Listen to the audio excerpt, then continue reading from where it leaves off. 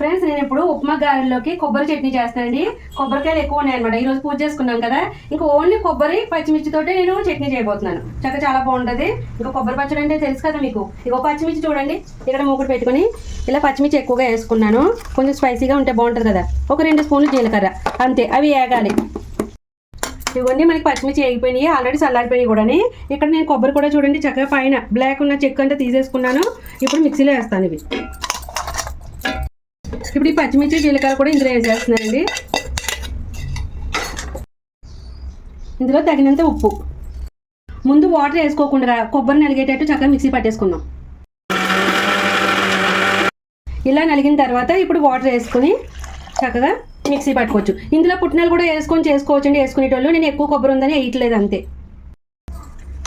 ఇదిగోండి మనకి చట్నీ రెడీ అయిపోయింది.